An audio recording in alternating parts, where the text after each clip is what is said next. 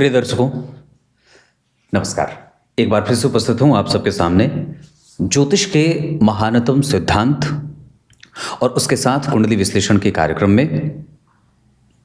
आज आपके सामने बात करने वाला हूं कि अगर जन्म कुंडली में चंद्रमा कर्क राशि में बैठे हों या एक एक करके कि अगर चंद्रमा पे सूर्य, मंगल, बुध, गुरु, शुक्र और शनि आदि ग्रह की दृष्टि हो तो किस तरीके का परिणाम जातक के जीवन में देखने को मिलता है।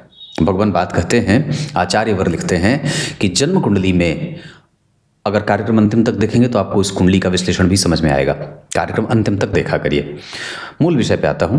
अगर चंद्रमा कर्क राशि में बैठे हों और अगर उन पे सूर्य की दृष्टि हो या ऐसे सामान्यतया अगर चंद्रमा पे सूर्य की दृष्टि पड़ती है तो व्यक्ति सरकारी क्षेत्रों से धन कमाने की कोशिश करता है, ये पहला। दूसरा, अगर उसी चंद्रमा पे जो कर्क राशि में बैठे हों अगर उन पर सूर्य की दृष्टि जाएगी, ऐसा जातक अपनी बुद्धि का और अपने पैतृक संपत्ति का कई बार बहुत बढ़िया और अच्छे तरीके से लाभ नहीं उठा पाता है। इसके बाद अगर उसी चंद्रमा पे मंगल की दृष्टि पड़ जाए, इसका अर्थ होगा कि मंगल उच्च राशि में विराजमान होंगे। मतलब अगर चंद्रमा कर्क राशि में बैठे हैं तो मंगल द्वितीय भाव में बैठेंगे। सातवीं दृष्टि की बात करूं तो अगर चंद्रमा पर मंगल की दृष्टि पड़ती है तो व्यक्ति कृषि से संबंधित क्षेत्रों से धन कमाने वाला होता है और साथ ही साथ थोड़े बहुत उद्वेगीपन के स्वभाव में क्रोधी भी होता है। मतलब उसके स्वभाव में क्रोध भी विचार देखने को मिल जाते हैं, क्रोधित विचारों से युक्त होता है। अगर उसी चंद्रमा पे बुध की दृष्टि पड़ जाए तो व्यक्ति को निर्णय लेने में दिक्कत होती है या वो बहुत ऊंचे ऊंचे लोगों से, पदस्थ लोगों से उसकी पहचान होती है। कवित्व के गुणों से युक्त समाज का प्रतिष्ठित गणितज्ञ होता है।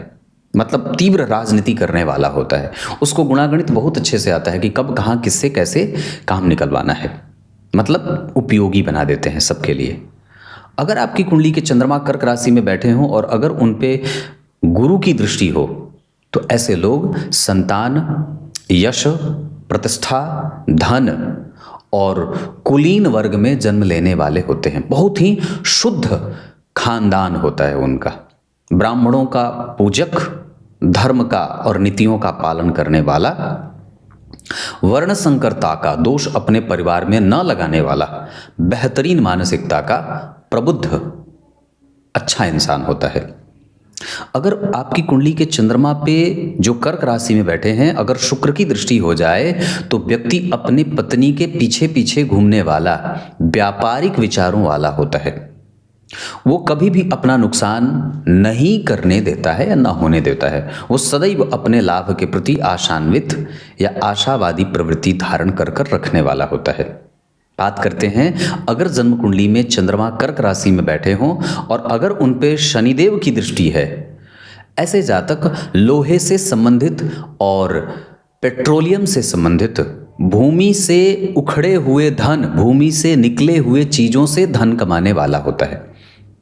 विचार करने की बात है कि अगर आपकी कुंडली पे चंद्रमा कर्क राशि में बैठे हैं और अगर उस पे शनिदेव की दृष्टि है तो व्यक्ति व्यापारी होगा, इंजीनियरिंग का काम करता होगा, खादान का काम करता होगा, लोहे का काम करता होगा या इंस्ट्रूमेंट जो लोहे के बने हों, मशीन भारी भारी, उससे संबंधित क्षेत्रों से काम करता हुआ नजर आता है।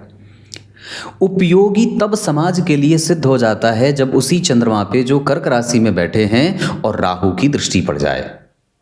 मतलब होगा कि अगर आपकी कुंडली के चंद्रमा कर्क राशि में बैठे हैं और अगर उन पे राहु की दृष्टि पड़ रही है तो आपसे समाज को बहुत लाभ होने वाला है। ये भी बात विचार करने वाली है। क्लियर है? अब एक बात और है, अगर आपकी कुंडली में चंद्रमा स्वतंत्र हैं और अगर उन पे किसी भी ग्रह की दृष्टि नहीं है तो मैंने इस पे अपने मेन चैनल पे एक कार्यक्रम बनाया था जिसमें ये बात कही थी कि चंद्रमा पर जितने ज़्यादा ग्रहों की दृष्टि होगी ना, आपके चंद्रमा उतने ही बलवान होंगे।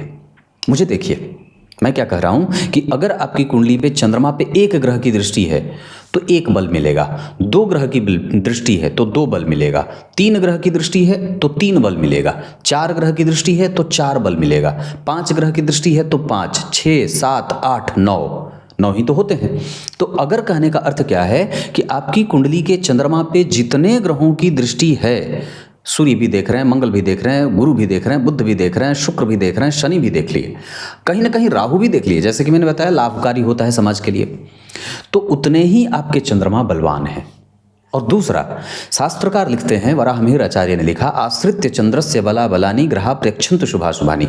चंद्रमा पर जितने ग्रह की दृष्टि है उतना ही चंद्रमा बलवान, और चंद्रमा जितने बलवान सारे ग्रह उतने ही बलवान, क्योंकि सारे ग्रह चंद्रमा से ही बल प्राप्त करते हैं। सभी ग्रहों का बल चंद्रमा पर आश्रित होता है। बहुत गहरी बात है। इसी वजह से ज्योतिष शास्त्र में चंद्रमा से वर्तमान का विचार किया जाता है, सूर्य से भविष्य का विचार किया जाता है, और राहु देव से भूतकाल का विचार किया जाता है। अगर किसी का भूतकाल समझना है तो राहु को देखिए, अगर उसका भविष्य देखना है तो सूर्य को देखिए। जितने सूर्य चमकेंगे उतना ही उस व्यक्ति का भविष्य अच्छा है। जितना उसकी कुंडली में चंद्रमा के पास बल है, उसका वर्तमान उतना ही सुरक्षित है, उतना ही उसका वर्तमान एक्टिव है। क्लियर है? अब आइए, लगभग 7 मिनट का ये सूत्र हो गया।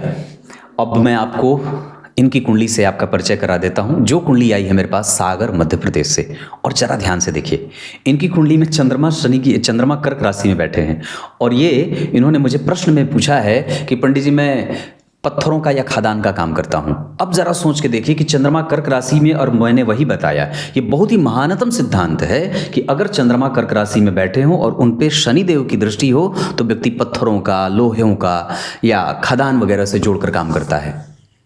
ज्योतिष जैसा सिद्धांत और सूत्र, अगर आप ज्योतिष के आचार्यों की परंपरा पढ़ेंगे ना, तो उसमें एक भी ऐसा कोई सिद्धांत नहीं है जो आपके ऊपर से नीचे ना उतरे।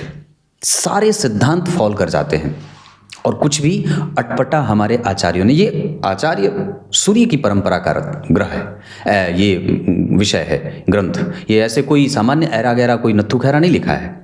ये भगवान ब्रह्मदेव की वाणी है। ये इसे शुकदेव जी ने भी कहा है, इसे कालिदास ने भी लिखा है, इसे तुलसीदास ने भी लिखा है, चाणक्य ने लिखा है। सभी महानतम जितने भी आचार्यवर हैं, सबने ज्योतिष में अपनी लेखनी चलाई है ना। इस वजह से अब यहां से शुरू करते हैं इनकी कुंडली का अध्ययन।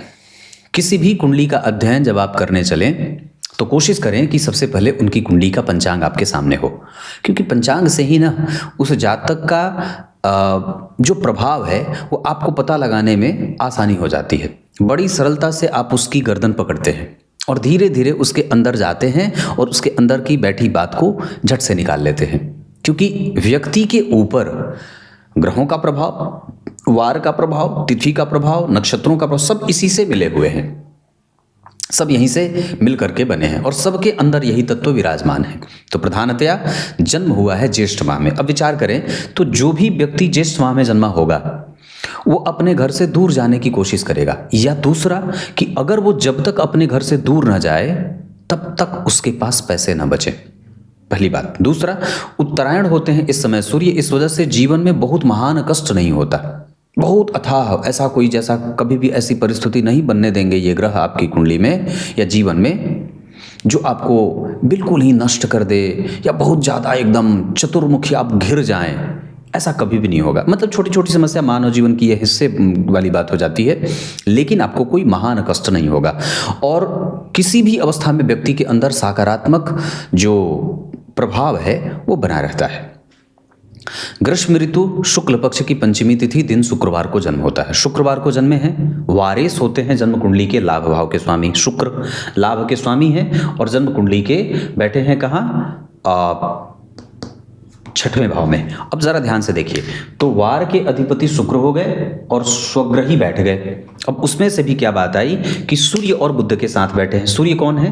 9वें भाव के स्वामी। बुध कौन है? 7वें भाव के स्वामी। अब ध्यान से देख समझिए, तो भाग्य भाव के स्वामी का संबंध लाभ भाव और 7वें भाव और 10वें भाव, ये तीनों चारों ग्रह एक साथ आ गए। 7वें भाव, 9वें भाव, 10वें भाव और एकादशवां, ये सारे ग्रह एक साथ जन्म कुंडली के 6ठे भाव में विराजमान हो गए। इस वजह से कभी कभी भाग्य में संघर्ष होगा, या पिता का जो संपूर्ण सहयोग प्राप्त होना चाहिए वो थोड़ा कम मिलेगा। शुक्रवार को जन्मे हैं, शुक्र स्वग्रही हैं और किसी भी ग्रह से दृष्ट नहीं है, मतलब शुक्र पे किसी भी ग्रह की कोई दृष्टि नहीं है। इस वजह से शुक्र अकेले ही यात्रा कराएंगे, अकेले ही परिणाम देने वाले बनेंगे। निश्चित रूप से सूर्य और बुध भी बैठे हैं, तो कई बार व्यक्ति को नौकरी मिलते मिलते या कई बार बहुत ऐसी बात भी घटित होते देखी जाएगी जीवन में कि ये चीज़ होते होते होते होते रह गया और व्यक्ति हाथ मलता रह गया। तो जो पश्चाताप है जीवन का वो कुंडली में दिखाई दे रहा है। शुक्ल पक्ष की पंचमी तिथि, चंद्रमा कहाँ है? अष्टम भाव में, कर्क राशि में। सूर्य कहाँ है? जन्म कुंडली में, वृष राशि में। अब चंद्रमा जो है वो दैनादिक नित्य प्रतिदिन बदलने वाले ग्रह हैं और सूर्य महीने में 29, 30 और 31 दिन में एक बार एक राशि पार करते हैं।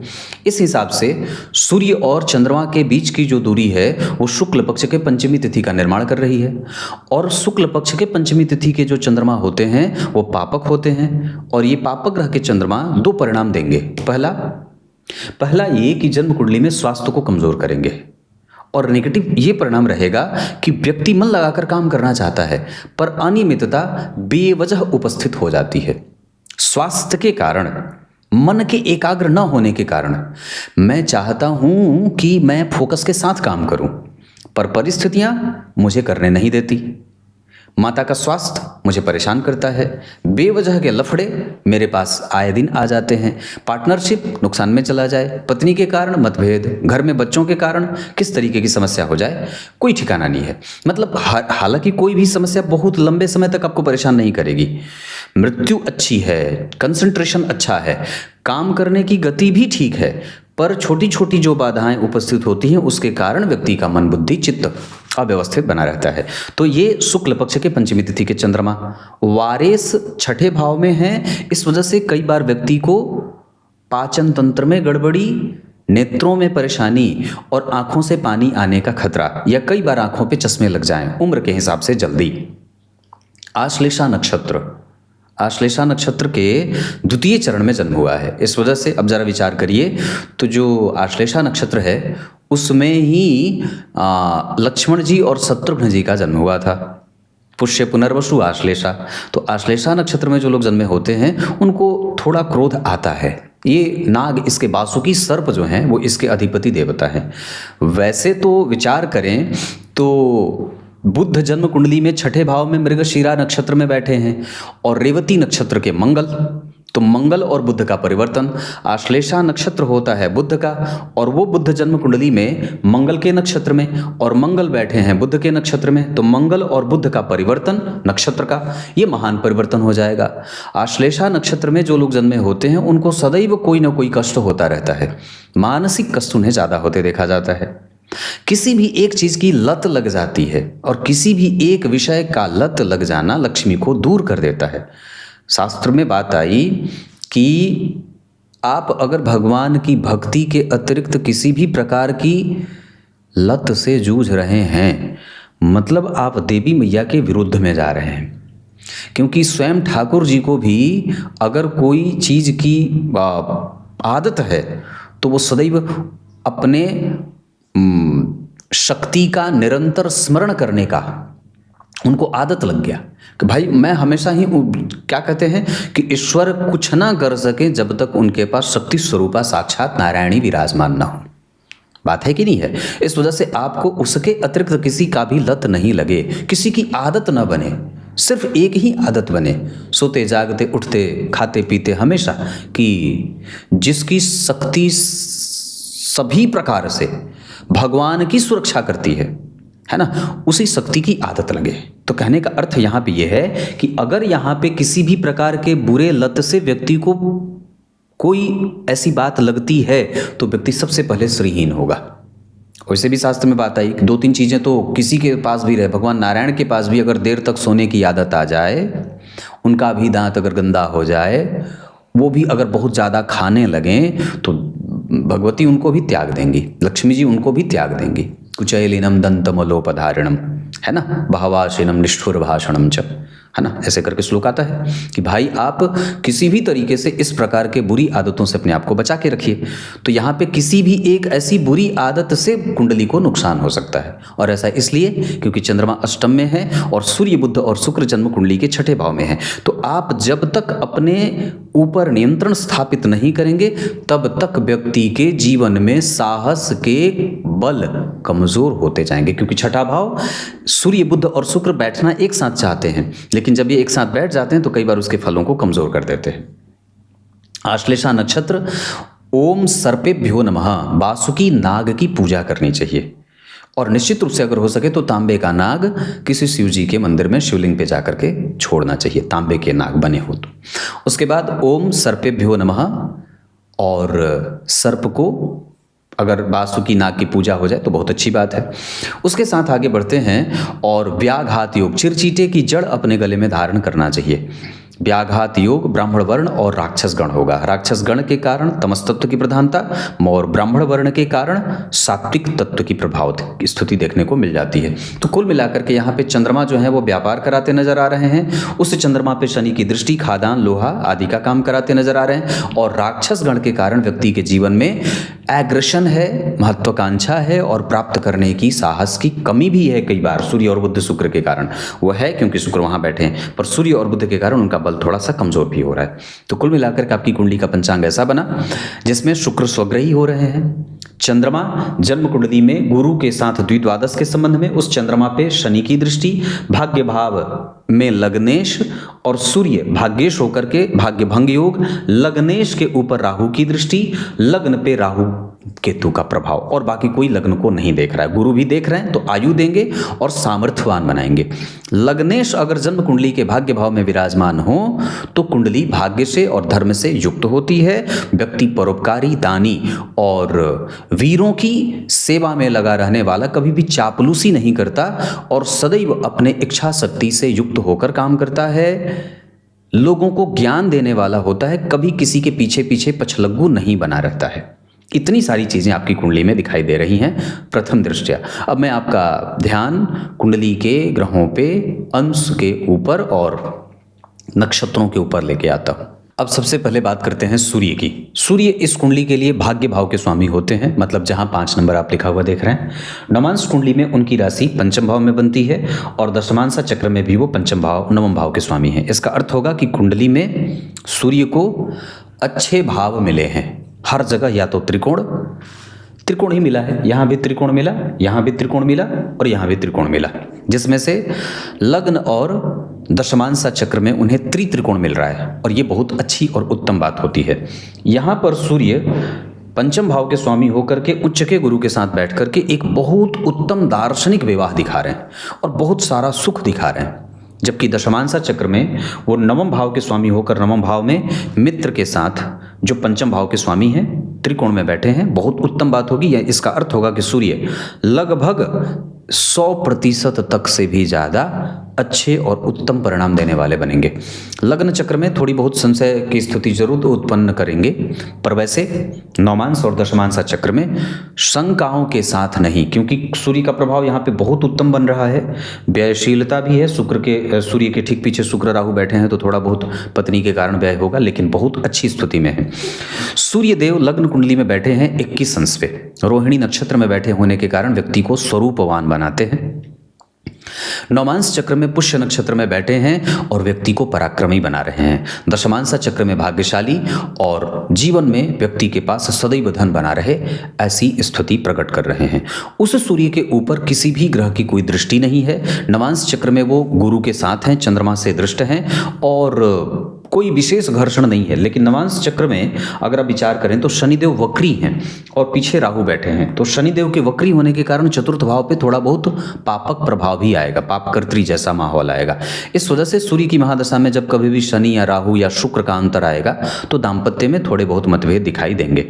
यानी कि शुक्र की महादशा में भी या शनि की महादशा में भी या सूर्य की महादशा में जब कभी शुक्र राहु और शनि एक साथ टकराएंगे तो व्ययात्मक स्थितियां देखने को मिलेंगी, थोड़ी बहुत चिंता देखने को मिलेंगी।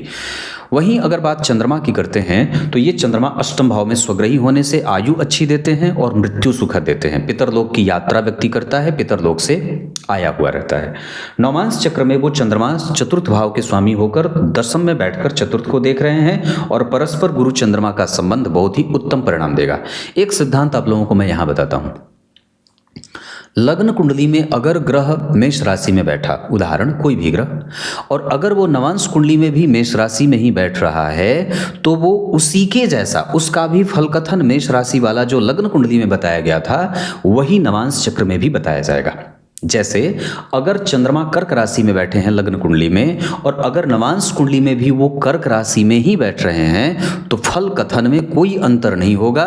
वो सेम वही फल कथन उससे ही, बस उसकी तीव्रता और कमजोरी घटती बढ़ती रहती है, इंटेंसिटी बढ़ती घटती रहती है, पर वस्तुतः फल का जो क्रम होता है वो वैसा ही होता है। बहुत महान सिद्धांत है ना, कि अगर ग्रह लग्न कुंडली में जिस राशि में बैठ रहा है, नवांश चक्र में भी अगर वो उसी राशि में बैठा है तो सेम फल करेंगे, फल में कोई अंतर नहीं होगा। तो यहाँ पे वो कर्क राशि में बैठे हैं, लेकिन यहाँ कर्क राशि को देख रहे हैं, तो यहाँ सुखद मृत्यु का एहसास, मोक्ष की प्राप्ति, और यहाँ पर अपनी जिम्मेदारियों का संपूर्णतया निर्वहन। और चतुर्थ भाव को जो उनकी अपनी राशि बनी है, वहाँ उच्च के गुरु सूर्य के साथ विराजमान हैं, चंद्रमा और गुरु आमने सामने बैठे हैं, चंद्रमा और सूर्य आमने सामने बैठे हैं, तो कभी कभी व्यक्ति अपनी एनर्जी का या मन बुद्धि का सतत सही इस्तेमाल नहीं करता है। याद करिए, मैंने कार्यक्रम के पूर्व में बात बताई थी आरंभ में, चंद्रमा पे अगर सूर्य की दृष्टि होती है तो कई बार वो व्यक्ति को अपने मन और बुद्धि का सही इस्तेमाल, या कई बार वक्त पे चीज़ों को भूल जाने वाला या नहीं इस्तेमाल कर पाने वाला, ऐसा बना देते हैं। नवांश चक्र में चंद्रमा का केंद्र में बैठना, दशमांशा चक्र में बुध के साथ तुला राशि में बैठना, जहां के स्वामी शुक्रदेव अष्टम भाव के साथ परिवर्तन कर रहे हैं, मतलब शुक्र की राशि में चंद्रमा, चंद्रमा की राशि में शुक्र। तो ये भी एक परिवर्तन है जो चंद्रमा को बल देगा, और चंद्रमा और सूर्य दोनों आपके पक्ष में खड़े नजर आ रहे हैं। चंद्रमा की दशा में व्यक्ति का व्यापार बढ़े, प्रतिष्ठा बढ़े, सामाजिकता बढ़ेगी, राजनीति बढ़ेगी, व्यापार में बहुत उत्तरोत्तर वृद्धि होगी, और पड़ोसियों के साथ संबंध, दिनचर्या अच्छी होगी। कुल मिलाकर के सूर्य और चंद्रमा आपके पक्ष में आ गए। प्रकाशक ग्रह होते हैं सूर्य और चंद्रमा, अगर ये दोनों आपके पक्ष में आ गए तो आप समझ लीजिए कि कुंडली आपके पक्ष की तरफ बढ़ रही है।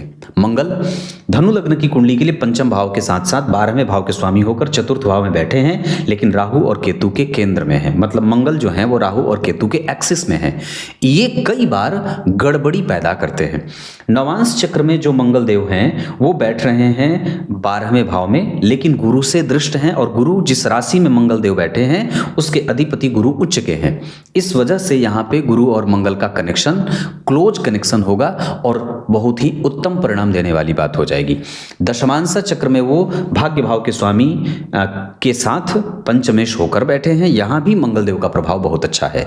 पर एक बात और है कि अगर मंगल की बात करते हैं तो कुंडली को, आपके कुंडली में मंगल का बल वर्गोत्तम होगा। यहां भी 12 नंबर में, यहां भी मंगल 12 नंबर में बैठ रहे हैं, और कुंडली में ग्रह अगर वर्गोत्तम हो जाए तो कुंडली को अतिरिक्त बलवान बना देती है। ये बात समझनी होगी, क्योंकि अगर शास्त्र में लिखी बात मैंने कई बार पढ़ा भी है, व्योमस्त पाताल विलग्न भानाम वदंती नामानि मुनिंद्रजाला तत्कंटकम केंद्र चतुष्टयम च वर्गोत्तमो तत्स्व नवांसकास्तु।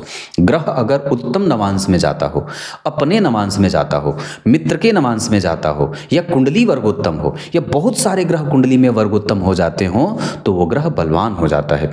नीच राशि का भी बैठा ग्रह अगर वर्गोत्तम हो रहा हो तो कुंडली को अतिरिक्त बल दे देता है। तो यहाँ मंगल 12 नंबर की राशि में, यहाँ भी 12 नंबर की राशि में, यहाँ भी उत्तम भाव के स्वामी होकर उत्तम भाव में बैठे हैं, तो मंगल भी आपके पक्ष में आ गए। इसका अर्थ होगा कि मंगल भी आपके निर्णय आपके पक्ष में करेंगे।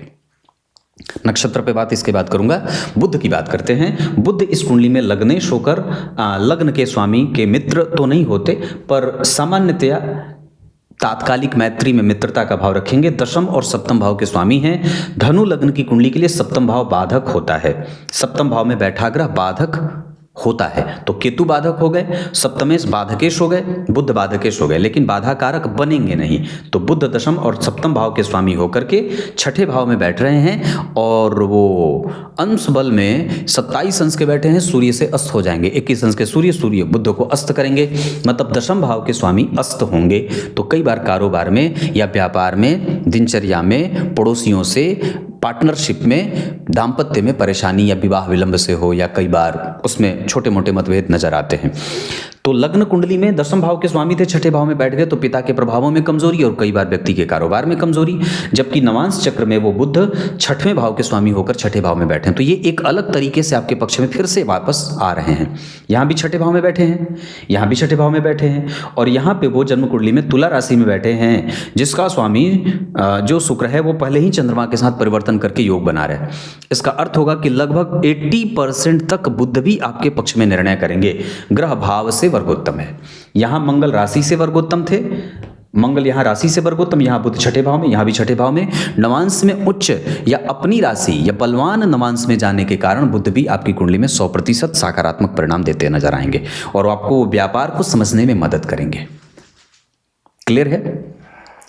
तो बुध की दशा भी आपकी कुंडली में अच्छी जाएगी और बुध लगभग आपकी कुंडली में यश, मान, पद, प्रतिष्ठा, संतान, दाम्पत्य, परिवार, भूमि, भवन, वाहन, व्यापार को समझना, दुश्मनों को समझना, तिकड़म, किस तरीके से दुनिया की समस्या को निजात अपने आप को कैसे करना है, मतलब जो सारा प्रपंच होता है वो सब बुध बनाएंगे। घर में घुसकर कैसे मारना है, शत्रुओं को कैसे पराजित करना है, डिप्लोमेसी कैसे करनी है, कृतज्ञ कैसे होना है, समाज में बड़ों का आदर कैसे करना है। शास्त्रकार कहते हैं कि जो व्यक्ति गौशाला में आग लगाए, शास्त्रकार कहते हैं कि जो व्यक्ति ब्राह्मण का धन चुराए उसे तो महान पातकी दोष लगता है। किसी भी अवस्था में अगर आप वेदों की निंदा करते हो, ब्राह्मणों का अनादर करते हो, माता पिता का अनादर करते हो, संत गुरुजन का आशीर्वाद ना लेते हो, उनका अनादर करते हो, तो आपको महान कष्ट होता है। इससे ही तो हमारा सनातन जीवित है। और जहाँ कुछ भी नहीं वहाँ तो लोग जिंदा आदमी में आग लगा देते हैं। बांग्लादेश में हो रही है ना चीज़ें, जिंदा था वो व्यक्ति, मेरे पास वो वीडियो आई थी, मैंने देखा था, पर क्या ही कर सकते हैं। तो कहने का अर्थ है कि जिसके पास किसी भी प्रकार से उसके शास्त्र में किसी को भी बचाने को नहीं बताया गया तो वो तो हिंसक ही होंगे। और वो तो मतलब आप समझ लीजिए कि वो लाखों की भीड़ सब नरभक्षी हैं, जिसके पास बुद्धि बिल्कुल ही नहीं है। एकदम पूरा पूरा पूरा विश्व परेशान है, त्रस्त है, ऐसी बात है। तो कहने का अर्थ क्या है कि जहाँ पे बुद्धि बिल्कुल ही नगण्य है, जो हिंसा पे उतारू है ना, तो ये बात समझने वाली है। अब आइए मैं बुध के बाद देवगुरु बृहस्पति पे बात करता हूँ। देवगुरु बृहस्पति की ये कुंडली है, मतलब इस कुंडली के प्रधान ग्रह देवगुरु बृहस्पति ही बनते हैं, क्योंकि ये उनकी मालिकाना हक वाली कुंडली है। धनु लग्न, उनकी मूल त्रिकोण राशि, लग्न का मान 2 अंश का है, इस वजह से 0 से 6 अंश का है, तो बाल्यावस्था का लग्न है लेकिन फिर भी प्रबुद्ध है। दूसरा कि लग्नेश जन्म कुंडली के भाग्य भाव में बैठ करके वापस लग्न को देख रहे हैं, तो ये भी अपने आप में एक बहुत उत्तम बात होती है। जहाँ व्यक्ति के जीवन में समाज सेवा, सेवा परायणता, धर्म, परोपकार, चिंतन, व्यवहार और ऊंची मानसिकता, ऊंची दार्शनिकता, ये सब के गुण विद्यमान होते हैं। मुझसे समाज को कितना फायदा होगा। मैंने अभी 2-3 दिन पहले ही कार्यक्रम बनाया था अपने मेन चैनल पे कि जिस भी व्यक्ति की कुंडली के लग्नेश भाग्य भाव में होते हैं वो व्यक्ति इस बात को लेकर के थोड़ी चिंता करता है या ज़्यादा चिंता करता है कि मुझसे समाज को लाभ होगा भी या नहीं। तो ये जो बात बनती है वो लग्नेश के भाग्य भाव में जाने से बनती है। ऊपर से जन्म कुंडली के लग्न में ही राहु का विचार है, राहु लग्न में बैठे हैं। धनु राशि में राहु देव तटस्थ प्रभाव देते हैं, ना तो बहुत अच्छे और ना तो बहुत बुरे। और जो भी जीवन में थोड़ा बहुत नेगेटिव हुआ है वो राहु के कारण हुआ है, या लग्नेश के ऊपर राहु के कारण, लग्नेश के ऊपर राहु की दृष्टि। यहाँ पे सूर्य बुध शुक्र के कारण भी कई बार व्यक्ति के साहस को निचोड़ दिया जाता है। और जो कमजोरी मिली है वो अष्टम भाव के चंद्रमा के कारण भी कभी कभी मिली है, क्योंकि अष्टम भाव के चंद्रमा थोड़े बहुत तो दूषित परिणाम करते ही हैं। देवगुरु बृहस्पति आपकी कुंडली में 12 अंश पे बैठे हैं मघा नक्षत्र में, और केतु जन्म कुंडली में लग्न को देख रहे हैं। मघा नक्षत्र के स्वामी केतु होते हैं। लग्न पे गुरु का प्रभाव व्यक्ति को सुखी और सुहृद बनाएगा। नवमांश चक्र में वो गुरु उच्च के हो जा रहे हैं, तो अब यहाँ पे थोड़े से अपनी दशाओं में व्यय देते हुए ही सही, पर निश्चित रूप से गुरु की दशा व्यक्ति को ऊंची प्रतिष्ठा, ऊंचा पद, धन संपदा की वृद्धि, भवन, घर, गाड़ी, बंगला आदि का सुख, संतान और चौपाया सुखों से युक्त प्रभाव देंगे। जबकि दशमांश चक्र में लग्नेश होकर लग्न में विराजमान हैं, इस वजह से वहां भी वो श्रेष्ठ परिणाम ही देते हुए नजर आएंगे। तो कुल मिलाकर के देवगुरु बृहस्पति भी यहाँ अच्छे ग्रह के रूप में परिभाषित हो रहे हैं। तो कितने ग्रह आपके पक्ष में आ गए आपने अभी तक समझ लिया। जो ग्रह आपके पक्ष में है वो आपको अपनी दशा काल में शुद्धता से परिणाम देगा। उसके बाद शनिदेव की बात करते हैं, शुक्रदेव की। तो शुक्र धनु लग्न की कुंडली के लिए पापी ग्रह बनते हैं, एकादशवें और छठे भाव के स्वामी हैं, छठे भाव में बैठे हैं। और शुक्रदेव 19 अंश पे बैठे हैं, 21 अंश के सूर्य देव से वो अस्त हो जाएंगे, तो लाभेश अस्त हो गए। और जन्म कुंडली में मंगल चतुर्थ भाव में, तो ये दूषित परिणाम देने लगते हैं। तो कहने का अर्थ है कि मंगल और शुक्र का प्रभाव कभी कभी इरिटेशन देगा, या शुक्र जन्म कुंडली में व्यक्ति को गलत निर्णय या साहस की कमी या कई बार बार बार एक ही गलती करने वाला बना देंगे। नौमांस चक्र में वो मिथुन राशि में राहु के संग जा रहे हैं। यहाँ पे वो कई बार शुक्र की दशा धनदायक तो जरूर होगी, लेकिन थोड़े बहुत व्यय के साथ धन भी देंगे और व्यय भी कराएंगे। दशमांश चक्र में वो लाभेश होकर के परिवर्तन कर रहे थे, यहाँ तक अच्छी बात थी। इसका अर्थ होगा कि शुक्र की दशा 75%, 60 से 65% तक आपके पक्ष में और 35% तक आपके विपक्ष में थोड़े बहुत नुकसान का योग बनाएंगे।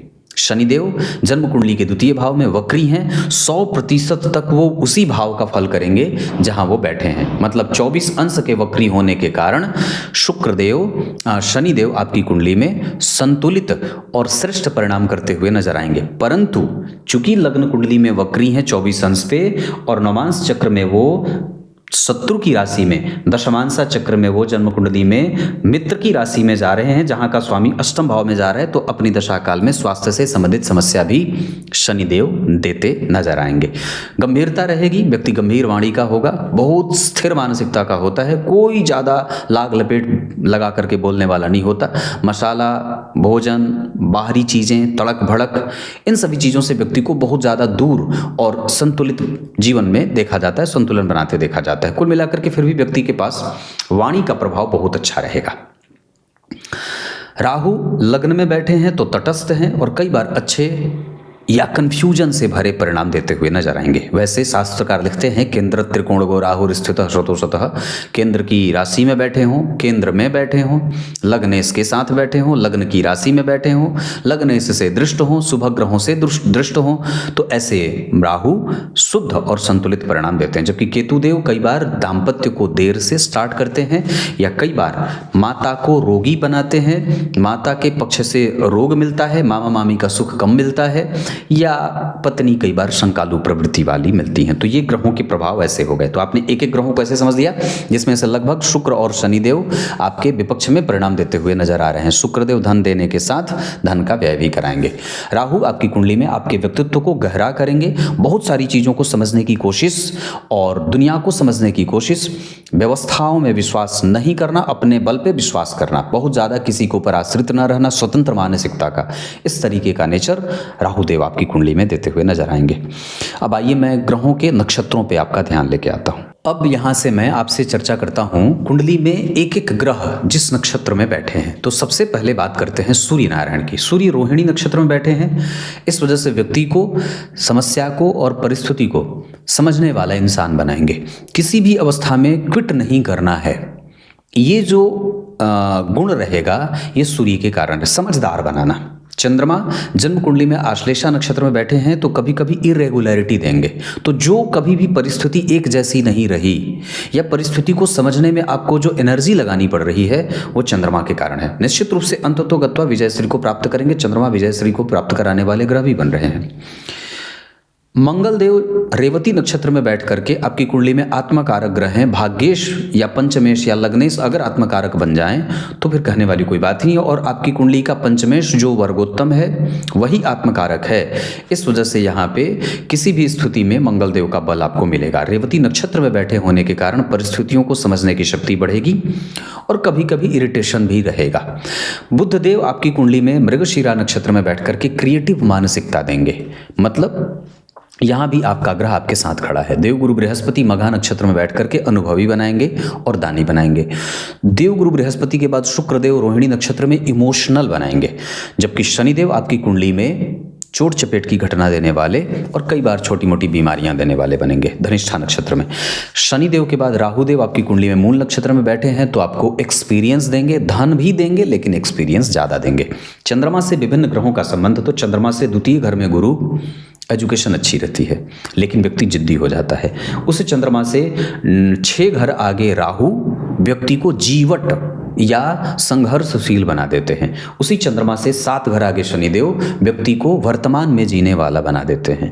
उसी चंद्रमा से 9 घर आगे मंगल व्यक्ति को भाग्यशाली और किसी भी तरीके से मित्रों से कभी भी बहुत कम लाभ हो, पार्टनरशिप में थोड़ा बहुत नुकसान ही होते देखा जाता है। उसी चंद्रमा से 11वें घर में शुक्र व्यक्ति को सुंदर बनाते हैं। 11वें घर के सूर्य व्यक्ति को धनवान, सुखी, मतिमान और गतिमान ऐसा बना देते हैं। चंद्रमा से 11वें घर के बुध निर्णय लेने में बहुत अच्छा व्यक्ति को बना देते हैं। 12वें घर के केतु व्यक्ति को व्ययी और कई बार ऋण में न रहने वाला, किसी भी तरीके से किसी कुचक्र में अपने आप को न फंसाने वाला, दुर्मुख नहीं होता। इतनी सारी चीजें, व्यक्तित्व ठीक है, धन भी ठीक है, पराक्रम और बढ़ाया जा सकता है। कुंडली घर और भवन भूमि वाहन पे निवेश करेगी और इकट्ठा भी करेगी। इसके साथ साथ पढ़ाई में कभी कभी मतभेद भी दिखाई दे रहा है। व्यापार और नौकरी में व्यापार ज़्यादा अच्छा है, नौकरी भी ठीक है पर सामान्यतः व्यापार ज़्यादा सुरक्षित है। कंसंट्रेशन पे फोकस करने की आवश्यकता है। लगातार कोशिश करें कि नियमित दिनचर्या का पालन होता रहे। भाग्य को और भी ज़्यादा बलवान बनाने के लिए, क्योंकि भाग्य भाव के स्वामी छठे भाव में गए हैं, भाग्य भंग योग लगा रहे हैं, तो कई बार पिता का सम्मान, पिता का आदर या पिता के स्वभावों को अपने जीवन में उतारने की आवश्यकता। उसके बाद सामाजिक प्रतिष्ठा इस कुंडली में बनी रहेगी, लेकिन नौकरी में या कारोबार में कभी कभी मतभेद बुध के कारण, क्योंकि छठे भाव में है, बना रहेगा। प्रतिष्ठा इस कुंडली को प्राप्त होगी। सामाजिक प्रतिष्ठा इस कुंडली में 100% है, लेकिन व्यय में जाने की स्थिति भी दिखाई दे रही है। व्यक्ति के जीवन में मानसिक अशांति के कारण कई बार मंगल देव बन रहे हैं। क्लियर है। विभिन्न वर्ग चार्ट का अध्ययन जब आप करते हैं तो आपको ये बात समझना होगा कि बुध और मंगल की दशा में स्वास्थ्य से संबंधित समस्या देखने को मिल सकती है, जबकि राहु और केतु की दशा में पेट से संबंधित समस्या देखने को मिलेगी। भवन भूमि वाहन से संबंधित क्षेत्रों में बुध, गुरु, शनि और शुक्र, ये सब ग्रह लाभ देने वाले बनेंगे। इसमें विशेषतः या बुध और शनिदेव और गुरुदेव ज्यादातर। माता पिता को लेकर के हमें सावधान रहना होगा केतु और मंगल की दशा में, जबकि इस कुंडली में पिता के पास भी आयु अच्छी खासी, आयु क्या मतलब उनका सुख है। संतान वगैरह का पक्ष भी इस कुंडली में 100% अच्छा है। संतति को आंखों से संबंधित समस्या हो सकती है, उसका ध्यान देना होगा। आप भाग्यशाली हैं, लेकिन अपने घर से थोड़ा दूर जाएंगे तो और ज़्यादा ठीक रहेगा। सारे ही ग्रह आपसे मेहनत करवाएंगे और आपको उद्योगपति बना रहे हैं, उद्योगों को समझने वाला और बहुत छोटी अवस्था में ही उद्योगों को संभाल लेने वाला, ऐसा भी बना रहे हैं। जहां कई बार आप बहुत लंबे समय तक, आपसे बड़े उम्र के लोग अभी इस भ्रम में रहेंगे कि क्या किया जाए, आप बहुत पहले अपना मार्ग चुन लेंगे। तो ऐसा इसलिए हो पाता है क्योंकि आपकी कुंडली में बहुत सारे ग्रह आपको बहुत कुछ देना चाहते हैं, ऐसी स्थिति दिखाई दे रही है।